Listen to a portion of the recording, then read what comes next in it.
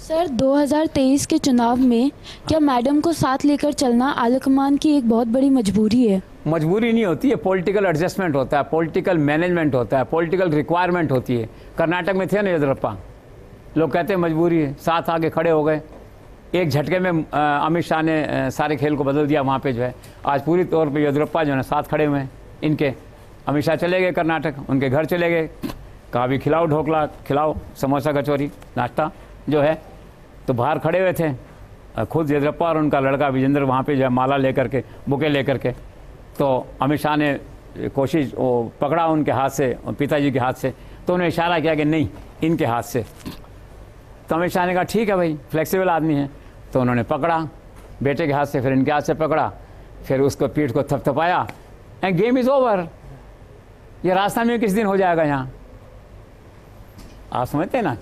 तो मजबूरी नहीं होती, पॉलिटिकल कंपल्शन उसके हिसाब से होता है। दूसरी बात क्या है वसुंधरा राजे के केस में कि 2 बार मुख्यमंत्री रह चुकी हैं, खुद वो नॉलेजेबल हैं and she is the tallest leader among all at the moment as far as crowd pulling is concern. इसमें तो कोई डाउट है ही नहीं ना, सारे सर्वे उनके फेवर में जाते आते हैं। और दूसरी बात क्या है कि वो जो पॉपुलर लीडर हैं उसके किले को ध्वस्त करके आप चुनाव जीतने की अगर जाएंगे तो ऐसा नहीं होगा, आप चुनाव नहीं जीत सकते। और चुनाव हारने की अगर संभावना भी है केवल 25 सीटों के, आप नहीं उस संभावना को लोगे, आप श्योर करना चाहोगे। और मैडम के खिलाफ चाहे कितनी फाइलें हो, कितने फ़ोन टेप हों, कुछ भी हो, आज स्थिति ऐसी नहीं है कि आप उनको लेके किसी को पनिश करने या उस प्रताड़ना की ओर बढ़ो। आज जो है आज समय ऐसा, सबको साथ लेके चलो। और जिसे कहना चाहिए पॉलिटिकल इशू है ये मैडम, तो पॉलिटिकल इशूज़ का सोल्यूशन पॉलिटिकल तरीके से ही होता है, और तरीक़ों से नहीं होता। और इसके अमित शाह मोदी मास्टर हैं खुद।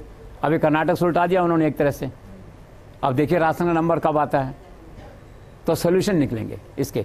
और कोई किसी की, और रही बात मजबूरी की, नरेंद्र मोदी अमित शाह के जीवन में कोई मजबूरी नहीं है। सारी बातें अगर फेल हो गई, उनके मन में एक दिन आ गया तो क्या करेंगे, 25 मीटिंग तो नरेंद्र मोदी करेंगे आकर के, हर मीटिंग में 1 लाख लोग होंगे, 60,000 लोग होंगे, ठीक है ना। सेकंड उसके टक्कर की मीटिंग करेंगे, अमित शाह मीटिंग करेंगे। अमित शाह मोदी 30-35 मीटिंग कर देंगे तो खेल की बदल सकते हैं। उनका मानना ये है हमें फिर कोई नहीं चाहिए, हमें ना गजेंद्र सिंह चाहिए, ना मैडम चाहिए, ना कोई भी नहीं चाहिए भैया, ना ओम माथुर चाहिए, हमें कोई नहीं चाहिए। हम अपने बूते जाएंगे, जैसे गुजरात में गए थे हम, यहाँ पे नॉर्थ ईस्ट में गए थे हम, रास्ते में पताका फहराएंगे। ये उनका दावा है, उनका मानना है, ऐसा है। लेकिन बेटर है सभी लोग मान जाओ, झगड़े ख़त्म करो, शांति से चलो, अपना चुनाव जीतो, आगे बढ़ो। आमतौर पर सर उनको लो प्रोफाइल तरीके से देखा गया है अभी तक। 2 बार वो मोदी कार्यकाल में सांसद रहे, लेकिन बहुत लो प्रोफाइल, सबसे बात करना, मुस्कुराते हुए बात करना। और इनके लिए ये भी कहा जाता है कि साइलेंट वर्कर है, इसलिए वन ऑफ द चॉइस भी रहे। लेकिन सर अमित शाह से वो हाल ही में मिले अभी, तो उनकी बॉडी लैंग्वेज में एक अलग तरह का कॉन्फिडेंस था, उसको कैसे देख? ये कार्यकर्ता का स्वाभिमान है, ये कार्यकर्ता का आत्मविश्वास है। और नेचुरली अमित शाह से मिलना और फिर अमित शाह का मुस्कुरा के मिलना, इस देश में 2 दुर्लभ चित्र हैं। एक तो नरेंद्र मोदी किसी से मुस्कुरा के मिले, एक अमित शाह मुस्कुरा के मिले। वो उसके जीवन भर का चित्र होता है किसी के जीवन में, अगर ऐसा है तो। मैंने फोटो देखा तो अमित शाह मुस्कुरा रहे हैं, जितना वो मुस्कुरा रहे हैं उससे 1 इंच ज़्यादा अमित शाह मुस्कुरा रहे हैं। तो जीवन गदगद है उसका आज के परिवेश में टोटल जो है, तो इसलिए उनकी बॉडी लैंग्वेज वैसी रही और एक आत्मविश्वास आता है झलकते आदमी के अंदर। वो चित्र मुझे तो अच्छा लगा। सर संजीवनी क्रेडिट सोसाइटी को लेकर सीएम अशोक गहलोत और गजेंद्र सिंह शेखावत दोनों आमने सामने, आपको क्या लगता है इसका लॉजिकल एंड क्या होगा, अंत क्या रहेगा? इसका लॉजिकल एंड ये है कि जैसे गैंग्स की लड़ाई होती है, ऐसे क्या पॉलिटिकल वॉर जो है इस समय ये बिटवीन गहलोत एंड गजेंद्र सिंह ये है इस समय। और गैंग्स में क्या होता है कि एक आदमी जाता है नॉर्मली, ठीक है। तो ये क्या है कि ये भी गैंग वॉर इस तरह का है, मतलब पॉलिटिकल गैंग वॉर आप इसको कह सकते हैं, दैट वे जो है। अब संजीवनी को लेके गहलोत साहब का जो एसओजी है उसने, उनका कहना है कि फुल प्रूफ केस है, ठीक है। आपने इतना पैसा जो है आपने शेयर बेच के इस आपके पास संजीवनी से आया और आपने विदेशों में ज़मीनें खरीद ली इसकी। तो उसी आधार पर उन्होंने 19 आदमी पहले गिरफ्तार किए, कईयों की जवान तो हुई, कईयों की नहीं हुई। उनके सीए को पकड़ लिया, वो 3 महीने से जेल में है वहाँ पे जो है। एक उनके रिलेटिव हाई कोर्ट से वो ले आया वहाँ से। गजेंद्र सिंह का कहना यह है कि भाई संजीवनी के शेयर थे मेरे पास, ठीक है, मैंने 10 रुपये में खरीदे और बाज़ार में 100 रुपये हो गए, तो मैं क्या करूँ, मैंने तो बेचे हैं ना शेयर और चेक से पैसा लिया है, और उस पैसे को मैं कहीं लगाऊँ तो मेरी इच्छा है ना, ठीक है। लेकिन एसओजी जो यहाँ की जो एजेंसी है वो इसको नहीं मानती है क्रिमिनल इन्वेस्टिगेशन में। उनका कहना है कि no you are also part of conspiracy, जनता को ठगा गया, ये किया गया, वो किया गया, दैट वे है। और गहलोत साहब क्या 2 कदम और आगे बढ़ गए। अभी उन्होंने नाम लेके कह दिया है कि आप और आपके रिश्तेदार ये लोग जो हैं ये भी इसमें मुलजिम हैं, ठीक है। तो अशोक गहलोत के जो बयान जा रहे हैं इस केस में आ रहे हैं वो डरावने बयान आ रहे हैं अभी इन दिनों में। उससे खुद गजेंद्र सिंह शेखावत को भी डर लगा हुआ कि रह तो इंसान ही ना, कह के अचानक कोई नहीं आ जाए पकड़ने, तब जेड सिक्योरिटी उनके पास में, ठीक है। तो अचानक तो मैं ऐसा नहीं समझता, अशोक गहलोत क्या बहुत सुलझे हुए आदमी है, ऐसा कभी नहीं करेंगे कि रात को आए हों जयपुर में चले जाएं एसओजी के 20 आदमी उनको अरेस्ट करने के लिए। वो उनको जेड सिक्योरिटी है और वो इतने वो जो लोग हैं they are more professional trained than Rajasthan police, वो फायर ओपन कर सकते हैं इनके ऊपर जो है। तो वो स्थिति तो नहीं आएगी उनको ज़बरदस्ती लाने करने की, लेकिन ये ज़रूर हो सकता है कि जो चार्जशीट कोर्ट में पेश होगी तो सप्लीमेंट्री चार्जशीट में जो इनका नाम डाल सकते हैं वो, अब आप उसको कंटेस्ट करते हैं कोर्ट में। तो Gajendra Singh Shekhawat is well aware of all this जो है। तो उन्होंने क्या जोधपुर हाई कोर्ट में लगाई है एक धारा 482 होती है कि मेरे खिलाफ एफआईआर को आप क्वैश करिए या इन्वेस्टिगेशन सीबीआई को ट्रांसफ़र करिए आप जो है ये।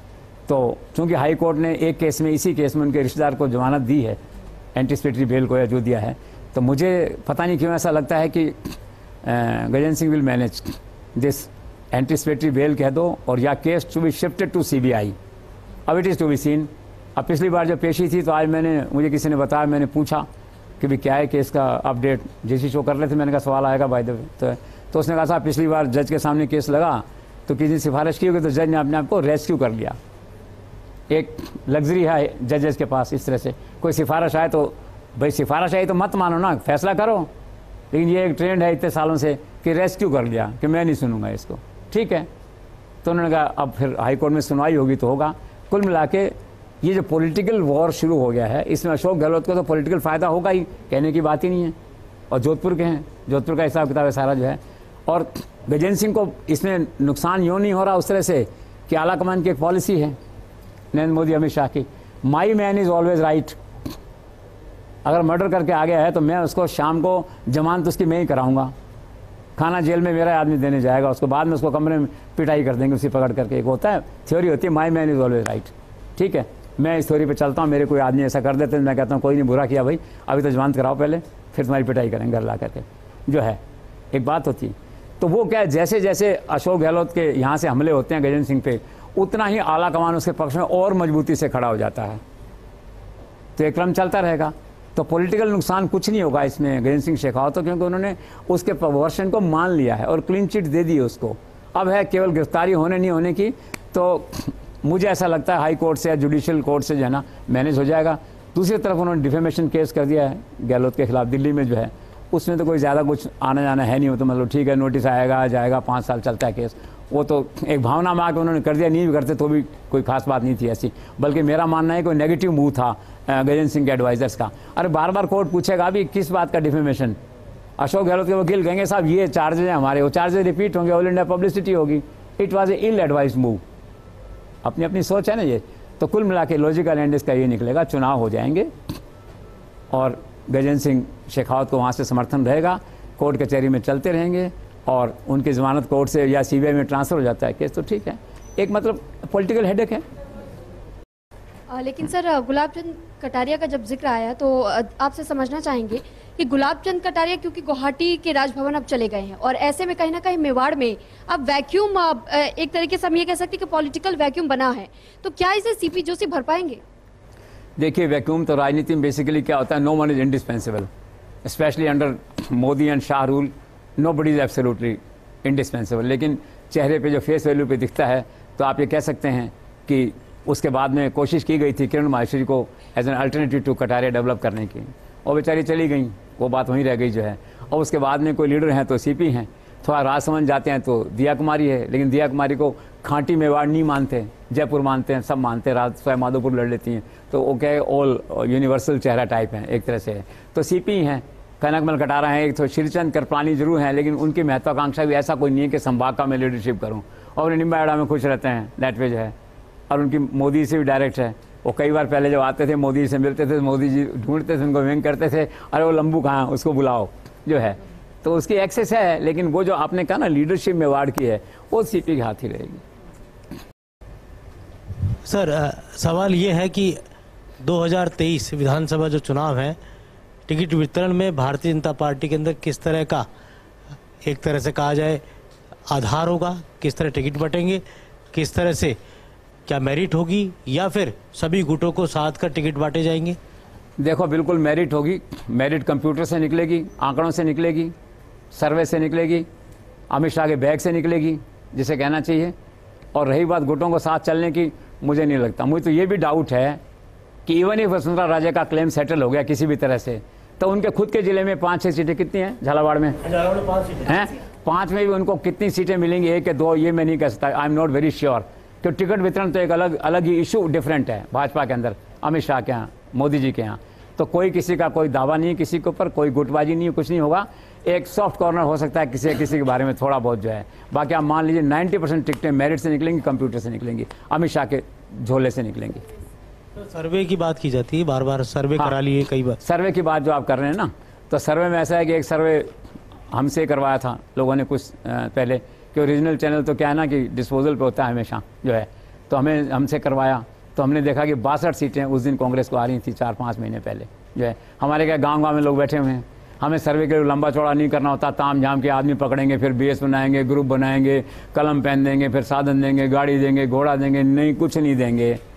एक वो जीनू एडिटर हमारा, वो एक फ़ोन करेगा न्यूज़ इन्फॉर्मर को दूसरे क्षेत्रों में, भैया तेरे यहाँ कौन चल रहा है आगे, हो गया सर ये चल रहा है, ऑन द स्पॉट बता देगा। तो उसने ऑन द स्पॉट बता, इसीलिए तो है ना, राजस्थान में कोई पॉलिटिकल पार्टी फर्स्ट इंडिया के कॉन्फिडेंस में लेना अपनी राजनीति नहीं करती है, समझदार लोग हैं, इसीलिए हमारे डाटा बैंक को काम में लेते हैं। तो ऐसे एक बड़े आदमी ने डाटा हम पूछा था, हमने करवाया, तो हमने कहा 62 सीट हैं 4 महीने पहले। फिर बजट आ गया, फिर घोषणाएँ आ गई, अब उन्होंने सर्वे करवाया, तो चीफ मिनिस्टर कैंप के एक आदमी ने कहा भैया हालात बदल गए हैं, क्या हो गए हैं, अब हम 105 में हैं और आप हमको सीरियसली लेना, हम वापस आ सकते हैं। हमने कहा प्रभु हम तो ऑलरेडी सीरियसली ले रहे हैं आपको 5 साल से, 15 साल से। कई लोग तो हमें कहते हैं हमारे DNA में गहलोत है, अब और क्या सीरियसली लें, हम दर्स में चलाते हैं वही दैट वे जो है। तो बात का भाव ये है कहने का कि वो कॉन्फिडेंट हैं इसके बारे में। सर्विस की बात है, बीजेपी ने सर्वे करवाया, अभी कह रहे हैं 122 है, पहले जो हमने करवाया था 135-39 कितनी आ रही थी जो है। लेकिन जो हार्डकोर लोग हैं बीजेपी के, जो कमिटेड लीडरशिप, उनका कहना कुछ नहीं है, कोई सर्वे कुछ नहीं होता, हम मैदान में उतरेंगे विद और विदाउट एनीबॉडी हैं और स्वीप करेंगे इलेक्शन, 150 लेंगे, 160 लेंगे, उनका मानना है, ठीक है ना। मानना अलग है और ग्राउंड रियलिटी अलग है, दैट वे। तो ये स्थितियां हैं, सर्वे डिफरेंट हैं।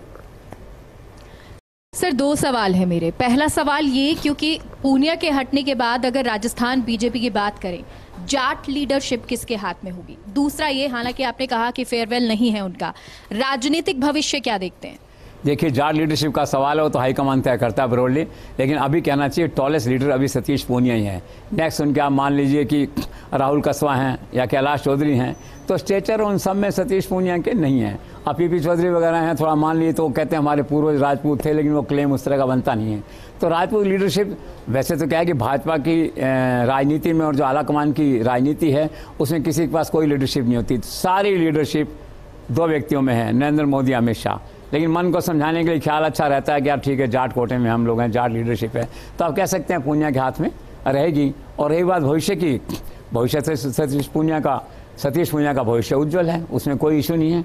अभी उनका रिहेबिलिटेशन हो जाएगा जल्दी ही। या तो देखिए वो ऐसी चर्चा चल रही है कि राजेंद्र राठौड़ के नीचे उनको जो है लीडर उपनेता प्रतिपक्ष जो है उनको बना दिया जाए, इस पर भी एक विवाद है। सतीश पूनिया के जो कुछ समर्थक हैं संघ परिवार में, वो कहते हैं ये ठीक नहीं है, सीनियर आदमी, पार्टी प्रेसिडेंट रहा हुआ, उनके नीचे कैसे काम करेगा। लेकिन मुझे लगता है ऐसा है कि अभी संतोष भी आए हैं आज यहाँ पे, सब लोग मौजूद हैं उसमें, अरुण सिंह भी मौजूद हैं, CP भी मौजूद हैं वहाँ पे, निम्बा राम भी यहाँ बैठे हुए हैं। और 2 को मैंने सुना है कि विधायक दल की बैठक है यहाँ पे, तो राजेंद्र राठौड़ को भी ऑल प्रोबेबिलिटी शायद नेता चुन लिया जाएगा, ऐसा लग रहा है, दैट वे जो है। तो भविष्य उज्जवल है, उसको कहीं ना कहीं इनको जॉब मिलेगा आगे, कहीं सह प्रभारी बना देंगे सतीश पूनिया, किसी राज्य में लगा देंगे, नड्डा की टीम में लगा देंगे वो। और जब सरकार अगर बीजेपी की बनती है यहाँ, तो will be an important minister with any portfolio जो है। 2 तरह की बातें होती है, चाहे कांग्रेस हो या बीजेपी। कांग्रेस के अंदर पायलट कैंप या सचिन पायलट चाहते हैं मुख्यमंत्री बने, लंबे समय से डिमांड है। भारतीय जनता पार्टी वसुंधरा राजे कैंप को लेकर यही बात आती है, उनके CM प्रोजेक्शन की बात आती है। तो क्या लगता है कि बीजेपी का आलाकमान और मैडम के बीच क्या कोई विकल्प खुले रहेंगे, कोई रास्ता दूसरा और कोई नतीजे निकलेंगे? निश्चित तौर पर चलेंगे। इसका एक कारण ये भी है कि मैडम के जो 3 मुख्य सलाहकार हैं, अशोक परनामी, यूनुस खान, राजपाल सिंह शेखावत, ये लोग भी अब क्या कंस्ट्रक्टिव रोल प्ले कर रहे हैं। जो लोग इनको भी कान में आके कहते थे कि साहब मैडम को ये कहो, मैडम को ये, उनको अपने टिकट लेना था लोगों को, दैट वे जो है। इन्होंने भी कहा कि अभी अपने को बात बनाने की ओर करना है मैडम, तो सबको अपना भविष्य भी दिखता है ना। एक तरह से जो है। विकल्प तो देखिए ऐसा है, आला कमान की अंतिम क्षण तक ये कोशिश रहेगी कि मैडम राजी राजी माने, राजी राजी खुशी से प्रचार करने हैं, उत्साह के साथ प्रचार करने हैं, दबाव में तो कोई भी आ जाता है। दैट वे जो है विकल्प तो पहले मैंने सुना उनको दिया गया था उपराष्ट्रपति का, उन्होंने नहीं माना, ठीक है। फिर उनको ये दिया गया राज्यपाल का, गवर्नर का, कहीं का महाराष्ट्र वगैरह सुना मैंने कि वो उन्होंने नहीं माना। अब मैंने सुना है कि जो जिसे कहना चाहिए कि एक बड़ा प्रस्ताव उनके पास है अभी। मैडम जब प्राइम मिनिस्टर से मिलेंगी तो हो सकता है शायद वो कहें कि अमित शाह जी से मिल लीजिए, जैसे नॉर्मली होता है वहाँ पे जो है वो बड़ा प्रस्ताव। कुछ लोगों का कहना है कि मैडम ना नहीं कह पाएंगी, but it will be other than the chief minister जो है। अब देखने की बात यह है कि वो प्रस्ताव क्या है, ऐसा लुक्रेटिव प्रस्ताव क्या है जिसमें लोगों का दावा है कि वो ना नहीं कह पाएंगी, एक तो। और दूसरा क्या है, मैडम भी क्या है ना, टू द पॉइंट हैं। एक तो होता है आदमी अपनी बात को पकड़ता है, जैसे पायलट ने पकड़ रखा है, मैं तो चीफ मिनिस्टर ही बनूंगा, कुछ नहीं बनूंगा इसके अलावा। ठीक है, हर आदमी का अपना अधिकार है। और ग्राउंड रियलिटी आज जो है तो आप देख रहे हैं, आज सरकार 5 साल पूरे कर रही है, अशोक गहलोत हैं वहाँ पे, दैट वे जो है। तो इनका इस तरह से क्या है मैडम का भी कि भाई आप मुझे बना रहे हो कि नहीं। मैडम जो भी बात करेंगे, जो भी डील होगी एलानिया होगी, चुप चुप, हिपोक्रेसी में कुछ नहीं होगा मैडम और आला कमान के बीच में, क्लैरिटी होगी। वो नहीं बनाएंगे तो फिर मैडम से समझौता और नहीं भी होगा तो हाथ जोड़ के आ जाएंगे, कहेंगे अच्छा ठीक है मैं पार्टी के लिए काम करूंगी, और फिर वो पार्टी के लिए काम करेंगी। तो विकल्प तो हैं, लेट्स सी। मैंने सुना है कि 15-20 दिन बाद मैडम के बारे में शायद कोई फैसला हो। एक प्रस्ताव ये माना जा रहा है कि उनको कैंपेन कमेटी का इंचार्ज बना दिया जाए, लेकिन उनका पहला सवाल ये होगा कि मेरा भविष्य क्या है। ये तो कैंपेन कमेटी तो खत्म हो जाएगी दिसंबर में, तो ऐसा कोई न कोई ठोस उनके साथ में प्रस्ताव, ठोस अंडरस्टैंडिंग आला कमान करेगा और निश्चित तौर पे करेगा। तो विकल्प खुले हैं। ये तो कहा जाता है ना सर कि वसुंधरा राजे जमीनी नेता है, तो जमीनी नेता के हिसाब से क्या विकल्प होना चाहिए? नहीं, वकील तो वो तो मांग रही है चीफ मिनिस्टर, छिपाने की क्या बात है, वो तो मांग रही हैं। अब वो दिल्ली वाले उनको कैसे कन्विंस करते हैं, madam this is not possible, ये विकल्प है, आप हमारी बात मानिए। और बच्चे का तो भविष्य साथ में है ना, खुद का भविष्य साथ में, दुष्यंत का भविष्य जुड़ा हुआ है साथ में, देखिए ये तो मान के चलिए। तो मैं तो होपफुल हूँ कि कोई न कोई सम्मानजनक इसका हल निकलेगा। सर आपने चैलेंज का जिक्र किया, तो अगला सवाल मेरा इसी से जुड़ा हुआ है कि 2023 के चुनाव में क्या नरेंद्र मोदी और अमित शाह के लिए एक बड़ा थ्रेट या यूं कहें कि बड़ी चुनौती के तौर पर अशोक गहलोत हो सकते हैं? 100% है, वो तो खुद मानते हैं। उन लोगों की खासियत क्या है, वो अंधेरे में नहीं रहते, वो आईबी और सरकारी एजेंसियों पे फीडबैक पर डिपेंड नहीं करते। उनका अपना पैरेलल सूचना तंत्र है, उससे सूचना आती है उनको ग्राउंड। इसलिए क्या होता है, ग्राउंड रियलिटी के हिसाब से अपने फैसले बदल देते हैं, यू टर्न भी ले लेते हैं। बड़प्पन है ये। किसान आंदोलन में क्या हुआ, किसान कानून में यू टर्न ले लिया ना, उनको लगा कि यार ये नहीं बैठेगा, दैट वे जो है, तो उन्होंने कर लिया। वो वसुंधरा रहेगा केस, इसने लगा कि यार नहीं बैठेगा बिना इसके, चलो भाई आजा मेरी गाड़ी में बैठ जा, चलो साथ जो है, जिसे कहते हैं थ्रेट जो है, तो वो महसूस करते हैं। अभी 6 महीने पहले जो है आप ये देखिए कि यहाँ पे अमित शाह जी आए थे जयपुर में गृह मंत्री के नाते, और बैठक ली थी उन्होंने उत्तरी राज्यों की सबकी। उसके बाद बैठक खत्म हुई, रामबाग में तो पार्टी ऑफिस आ गए, बैठे तो राजेंद्र राठौड़ ऐसे जैसे हैं एग्रेसिव लीडर, उनको आगे हम अशोक गहलोत सरकार का ये कर देंगे, वो हम आंदोलन चलाएंगे। उनका भैया रहने दो, बैठ जाओ जो है, आप कुछ नहीं कर सकते। वो समझदार आदमी है, वो स्टेट के इंटरेस्ट की बात करता है, उसको नहीं पार पाओगे आप, तुम लोग जो है कुछ और सोचो जो है। तो खुद मानते हैं वो ठीक है, अशोक गहलोत हमला करते हैं पॉलिटिकली, वो भी हमला करते हैं। आपने देखा होगा प्राइम मिनिस्टर अशोक गहलोत के बीच में एक है ना तालमेल, एक वेवलेंथ है ना दोनों के बीच में। तो अमित शाह भी मानते हैं कि ये सीरियस थ्रेट है अशोक गहलोत, सीरियसली। इसीलिए तो बार बार ये कोशिश कर रहे हैं। आज ब्राह्मण चेहरा लाए हैं, अब मैडम फैक्टर को डील करेंगे, और कोई दाएं बाएं हैं तो उनको समेटेंगे, अलायंसेस देखेंगे, फिर ये देखेंगे यहाँ किसको खड़ा करना है, किसको खड़ा नहीं करना है, कौन वोट काटेगा, कौन वोट जिताएगा, इन सबको। तो moral of the story is कि वो दोनों अशोक गहलोत के इसको एक सीरियस, भाजपा के इस चुनाव में एक सीरियस चैलेंज मानते हैं। सर, राजस्थान भाजपा के डार्क हॉर्स यानी सीपी जोशी का सोशल और पॉलिटिकल बैकग्राउंड क्या रहा है? वो एक बिल्कुल ग्रास रूट के वर्कर हैं, जिसे कहते हैं सन ऑफ द सॉइल, धरती पुत्र। चित्तौड़ के गांव में जन्म हुआ, और ज़्यादातर भारत में देखा जो लोग ऊंचे पदों पे पहुंचे हैं तो वो गरीब रहे हैं, मतलब उस तरह से ऐसा स्केरसिटी का रहा है। शिक्षा पाई वहीं लोकल जो है, और जब कॉलेज में थे तो इनिशियली NSUI में वाइस प्रेसिडेंट रहे वहाँ पे। थोड़े दिन बाद लोगों ने समझाया कि चलो भाई तुम्हारी ये पार्टी नहीं है, पार्टी इधर चलो जो है। तो मुकेश दाधीच थे उन दिनों में, अभी जो वाइस प्रेसिडेंट हैं यहाँ, उनको वो ले आए वापस विद्यार्थी परिषद में और इधर युवा मोर्चा में आ गए। उसके अंदर 2010 में क्या है कि वो जिला अध्यक्ष बन गए, उसके थोड़े सालों बाद ही जो है। और भाग्य ऐसा हुआ कि 2013 में जो विधानसभा का चुनाव हुआ तो उनके कार्यकाल में जो 5 सीटें थी चित्तौड़ की सारी बीजेपी ने जीत ली, तो क्रेडिट मिलता है। फिर भाग्य रेखा अपनी, तो 2014 में एमपी बन गए। एमपी बन गए तो दोबारा से और अच्छे वोटों से जीते, फिर दोबारा एमपी बन गए। फिर एमपी बन गए तो लोकसभा जाना आना हो गया। लोकसभा जाना हो गया तो राजनीति के प्रकांड पंडित हैं जो हमेशा कहते हैं भाई मेरे को दूर रखो राजनीति से, लेकिन वो प्रकांड पंडित हैं। उनका नाम है लोकसभा स्पीकर हैं अभी जो ओम बिरला जो है ये, उनके कमरे में बैठने लग गए, ज्ञान गुरु ज्ञान जिसे कहते हैं सीखने लग गए, बहुत कुछ सीखा। मुझे कई लोगों ने कहा कि जब भी जाते सीपी जोशी उनके कमरे में दिखते थे। जब उनका अपॉइंटमेंट हुआ तो मैंने बिरला जी को कहा कि उनके उन्होंने कहा देखो मैं राजनीति से दूर हूँ, और स्वाभाविक तौर पे वो अपने कंडक्ट ऐसे रखते हैं ना, बिल्कुल साफ़ सुथरा और इससे दैट वे है। लेकिन इसमें कोई इसमें शक नहीं है कि ओम बिरला की जो रीति नीति है काम करने के, उससे बहुत कुछ उन्होंने ग्रहण किया हुआ इस कार्यकाल में। 19 में फिर से बन गए और अब तो आप देख ही रहे हैं उनकी ताजपोशी होगी। तो एक साधारण व्यक्ति जो अपनी मेरिट से और कुछ मित्रों के समर्थन से आगे बढ़ा और अल्टीमेटली उसकी निगाह नरेंद्र मोदी अमित शाह की निगाह उस पर पड़ी और उसका अपलिफ्टमेंट हो गया। सर आखिर क्यों पिछड़ गए हैं राजेंद्र गहलोत और अरुण चतुर्वेदी भाजपा अध्यक्ष दौड़ में? देखिए राजेंद्र जो गहलोत हैं वो तो बेसिकली तो संघ के लाडले हैं, दौड़ में बहुत करीब थे, लेकिन अब क्या हुआ कि 2 फैक्टर उनके अगेंस्ट चले गए।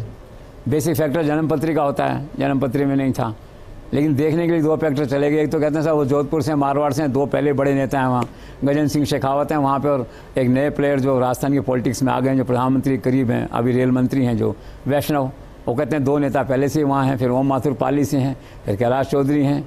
इस तरह से क्या उनका कोई ज़्यादा वहाँ रोल नहीं है। सेकंड क्या है कि वो माली हैं बाई कास्ट जो है, तो मारवाड़ में जो माली हैं वो सब अशोक गहलोत के वोट हैं, अशोक गहलोत के कंट्रोल में हैं, उनका इससे कोई फ़ायदा राजनीतिक होने वाला है नहीं।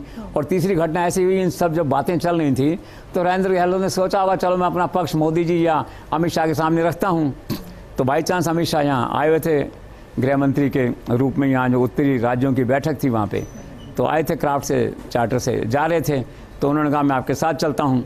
वो मौन रहे होंगे, अब क्या इनकार करें, ठीक है। तो वैसे तो उनका पूछना ही बड़े साहस की बात थी अमित शाह से कि मैं आपके प्लेन में साथ चलता हूँ।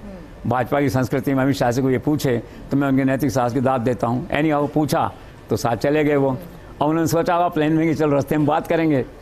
अमित शाह बैठे, अब पास वाली सीट पर किताबें रखी हुई थी उनकी, तो जगह नहीं थी बैठने के लिए जो है हैं। और फिर क्या है, वो अपनी पूजा की माला जपने लग गए। अमित शाह पूजा करते हैं लंबी जो है काफ़ी समय से, तो माला जपने लग गए। अब वो बार बार इंतजार कर रहे हैं राजेंद्र गहलोत की वो उनकी माला ख़त्म हो पूजा की, वो मैं देखें तो मैं फिर उनके पास जाके बात करूं। और माला पूजा खत्म ही नहीं हुई, प्लेन लैंड कर गया, तो अपॉर्चुनिटी नहीं मिली उनको। तो भाग्य की बात है।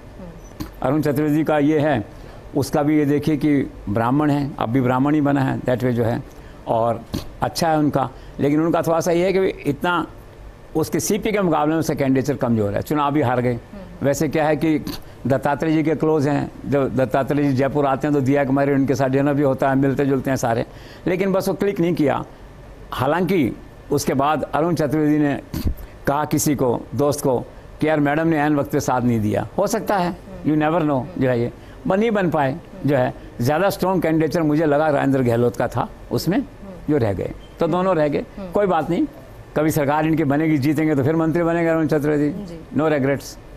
और नहीं बनेगी तो ठीक है, 5 साल बाद फिर सही, ये तो राजनीति। सर आखिर क्यों पिछड़ गए हैं राजेंद्र गहलोत और अरुण चतुर्वेदी भाजपा अध्यक्ष दौड़ में? देखिए राजेंद्र जो गहलोत हैं वो तो बेसिकली तो संघ के लाडले हैं, दौड़ में बहुत करीब थे, लेकिन अब क्या हुआ कि 2 फैक्टर उनके अगेंस्ट चले गए। बेसिक फैक्टर जन्मपत्री का होता है, जन्मपत्री में नहीं था, लेकिन देखने के लिए 2 फैक्टर चले गए। एक तो कहते हैं साहब वो जोधपुर से मारवाड़ से 2 पहले बड़े नेता हैं वहाँ, गजेंद्र सिंह शेखावत हैं वहाँ पे, और एक नए प्लेयर जो राजस्थान की पॉलिटिक्स में आ गए हैं, जो प्रधानमंत्री के करीब हैं, अभी रेल मंत्री हैं जो वैष्णव। वो कहते हैं 2 नेता पहले से वहाँ हैं, फिर ओम माथुर पाली से हैं, फिर कैलाश चौधरी हैं। इस तरह से क्या उनका कोई ज़्यादा वहाँ रोल नहीं है। सेकंड क्या है कि वो माली हैं बाई कास्ट जो है, तो मारवाड़ में जो माली हैं वो सब अशोक गहलोत के वोट हैं, अशोक गहलोत के कंट्रोल में हैं, उनका इससे कोई फ़ायदा राजनीतिक होने वाला है नहीं। और तीसरी घटना ऐसी हुई, इन सब जब बातें चल रही थी तो राजेंद्र गहलोत ने सोचा होगा चलो मैं अपना पक्ष मोदी जी या अमित शाह के सामने रखता हूँ। तो बाई चांस अमित शाह यहाँ आए हुए थे गृह मंत्री के रूप में, यहाँ जो उत्तरी राज्यों की बैठक थी वहाँ पर, तो आए थे क्राफ्ट से चार्टर से जा रहे थे, तो उन्होंने कहा मैं आपके साथ चलता हूँ। वो मौन रहे होंगे, अब क्या इनकार करें, ठीक है। तो वैसे तो उनका पूछना ही बड़े साहस की बात थी अमित शाह से कि मैं आपके प्लेन में साथ चलता हूँ।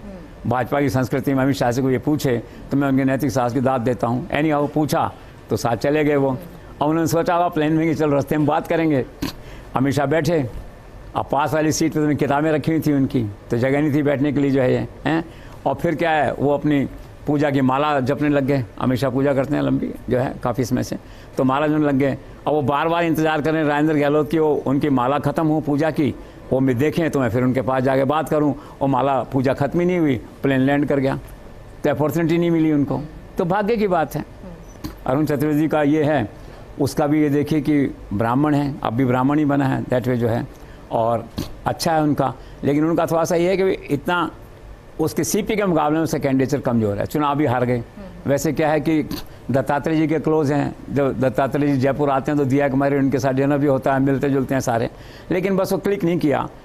हालांकि उसके बाद अरुण चतुर्वेदी ने कहा किसी को, दोस्त को, कि यार मैडम ने ऐन वक्त पे साथ नहीं दिया। हो सकता है, यू नेवर नो जो है, ये नहीं बन पाए जो है। ज़्यादा स्ट्रॉन्ग कैंडिडेचर मुझे लगा राजेंद्र गहलोत का था उसमें, जो रह गए, तो दोनों रह गए। कोई बात नहीं, कभी सरकार इनकी बनेगी, जीतेंगे तो फिर मंत्री बनेगा अरुण चतुर्वेदी, नो रेग्रेट्स। और नहीं बनेगी तो ठीक है, 5 साल बाद फिर सही, ये तो राजनीति। आखिर इस चुनाव में क्या कुछ रहने वाला है डॉक्टर किरोड़ीलाल मीणा और हनुमान बेनीवाल फैक्टर का रोल? देखो दोनों अलग अलग हैं। अब रही बात इसकी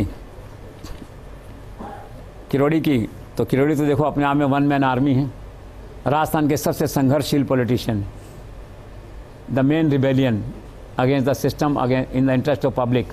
आप देखिए, और आप देखिए पूरी राजस्थान से लेकर हाड़ौती तक उनका इन्फ्लुएंस है। अभी गुड बुक्स में सबकी सुना है कि नेक्स्ट कैबिनेट रिशफल में शायद उनको कैबिनेट मिनिस्ट्री का वो मिलेगा। अब जन्मपत्री में कोई दाएं बाएं नहीं हुआ तो उनका तय है मंत्री बनना, और नेचुरली मंत्री बनेंगे तो कैबिनेट मिनिस्टर ही बनेंगे जो है, तो हैं। और इस समय चूँकि वो भी उससे दुखी थे सतीश पूनिया से, तो मैडम के साथ उनका सद्भाव अच्छा है, अभी ओम बिरला के साथ सद्भाव अच्छा है उनका। वो एक फैक्टर हैं, उनको किसी का समर्थन, किसी का सहयोग नहीं चाहिए। वो तो अपने बूते, अपने आधार पे नेता हैं, अपने आधार पे उनकी शक्ति है दैट वे। तो is a good future in politics. वो ऐसे लड़ते भी रहेंगे और राज में भी रहेंगे। नॉर्मली क्या होता है, राज में बैठा व्यक्ति लड़ता नहीं है। Kirodi will be an exception, cabinet minister रहेंगे तब भी लड़ते हुए देखे हुए आप उनको। हनुमान बेनीवाल एक अलग फोर्स है अपने आप के अंदर जो है। उनकी खासियत क्या है कि वो अकेले जीत के आए चुनाव, 3 MLA हैं, उनके एक MP हैं खुद यहाँ पे जो है। जाट पॉलिटिक्स में एक अलग तरह की थ्रेट हो गए हैं वो, कभी बीजेपी के साथ होते हैं, कभी नहीं होते हैं। किसान आंदोलन पे किसान बिल को लेकर अलग हो गए। अमित शाह और उन्होंने मनाने की कोशिश की पीयूष गोयल ने, लेकिन नहीं जची बात उनके, तो नहीं गए। ये भी बात अजीब थी कि उन लोगों ने कहा, वो नहीं माने। अब वो कहते हैं मैं तो 50 पे खड़ा करूँगा लोगों को अपने यहाँ पे, I will be king maker. अब क्या दबंग आदमी है ना, यंग आदमी है, तो अब बाकी मैच्योरिटीज़ की उम्र के साथ साथ आती है व्यक्ति जीवन में, लेकिन राजनीति में तो मैच्योरिटी बहुत ज़रूरी नहीं है। राजनीति में तो आपको चाहिए aggression, aggression is full of aggression जो है।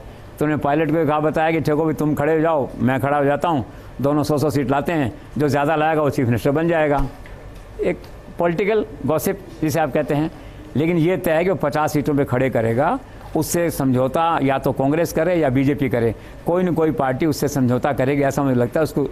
उसको रेस्टेन करने के लिए 50 मत करो, 2, 4, 5 कर लो, अपने 7 सीटों की बात कर लो, तुम 3 हो, 7 हो जाओ, 8 हो जाओ, कुछ ऐसा कर लो। लगता है कोई न कोई डील शायद ऐसी होगी। बाकी he himself is a force जिसे कहते हैं ना, वो भी वन मैन आर्मी टाइप है।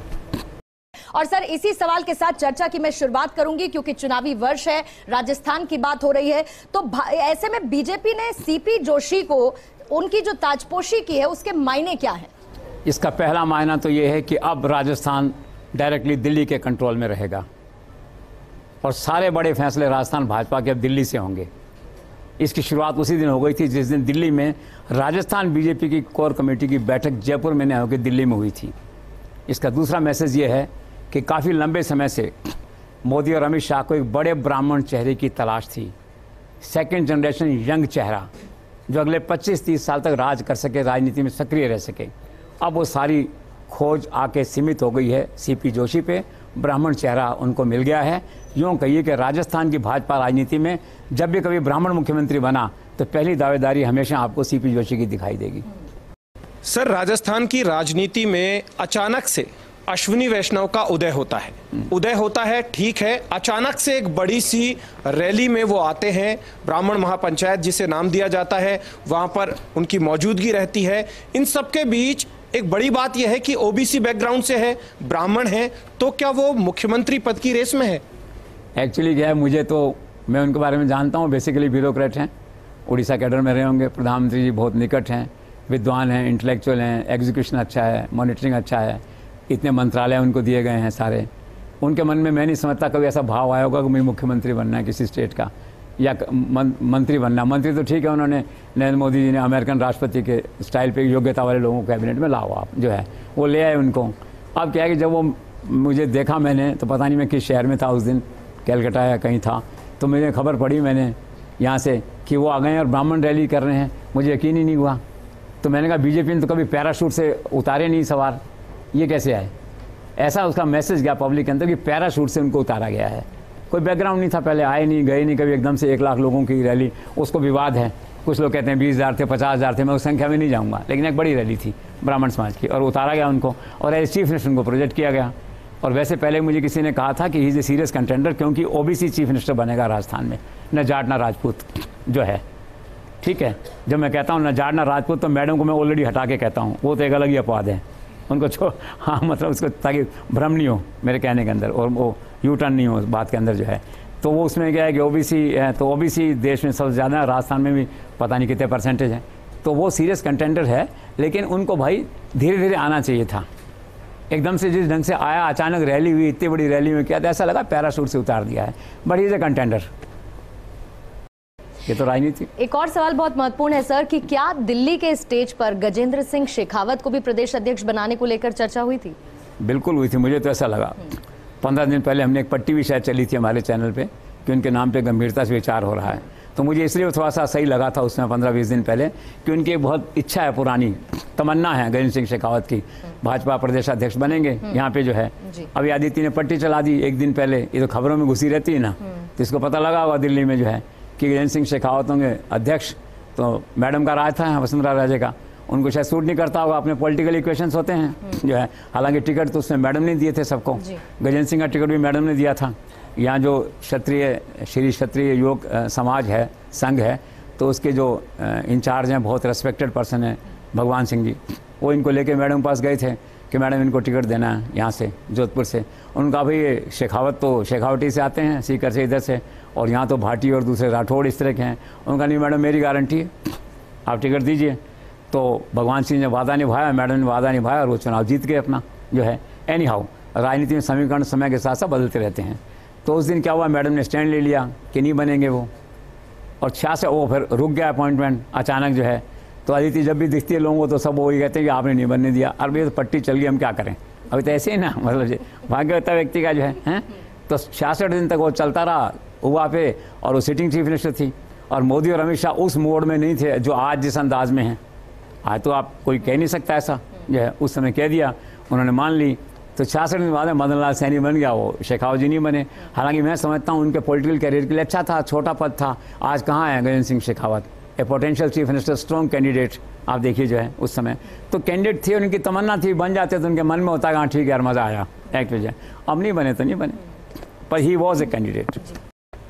सर एक बड़ा सवाल है, सवाल यह है कि मुख्यमंत्री अशोक गहलोत के ओएसडी हैं लोकेश शर्मा, उन्हें दिल्ली पुलिस बार बार बुलवा रही है। अब ऐसे में लोगों के जहन में यही सवाल आता है कि क्या चुनावी माहौल में इन वक्त पर उन्हें गिरफ्तार किया जा सकता है? भाई किया जा सकता है, मेरे मित्र हैं, लेकिन अब फैक्ट तो फैक्ट रिमेन्स ए फैक्ट। मित्र तो सीएम के सारे ओएसडी हमारे मित्र हैं, वो भी एक ओएसडी है, मीडिया डील करते हैं, दैट वे जो है। इसलिए किया जा सकता है कि कल अमित शाह जी ने एक बड़ी इंपॉर्टेंट बात कही थी, नेटवर्क 18 के कॉन्क्लेव में गए थे। उन्होंने कहा उन दिनों में जब मैं गुजरात में था और मैं जेल में था, तो मुझसे बार बार 90% यही सवाल होता था, अरे यार क्यों तंग हो रहे हो, मोदी जी का नाम ले दो ना, छुट्टी पाओ, हम भी फ्री हो, तुम भी फ्री हो। होता है ना चुनाव में। वही मुझे लोकेश के एक दो दोस्तों ने बताया कि उन पर भी कुछ लोग ये दबाव डाल रहे हैं। और वो लोग कौन है पता नहीं, जयपुर में कि दिल्ली में है, कि यार नाम ले दो ना सीएम का, ये फ़ोन तुमने सब जो रिलीज़ किया टेप है उनके कहने से किया है, ये हैं छुट्टी पाओ तुम, हमें छुट्टी में कहाँ बार बार बुलाते हैं, करते हैं तुमको ये। लेकिन जैसे जैसे चुनाव आएगा वो दबाव बढ़ता है स्वाभाविक तौर पे इन्वेस्टिगेशन को एक लॉजिकल एंड पे लाने का। तो हो सकता है अभी लोकेश शर्मा का मॉरल साहस या उसका चरित्र है कि उसने नाम नहीं लिया उनका, कहा होगा मान लो नहीं कहा होगा, जो भी है वो नाम नहीं लिया, इस तरह से उनका दबाव में आके नहीं लिया उनका जो है। लेकिन भाई ऐसे मामलों में चाहे नाम लें चाहे मत लें, ठीक है ना, अब होता कई दफ़े, तो arrest is not ruled out. अभी हाई कोर्ट का स्टे है, स्टे चलता रहेगा तो ठीक है।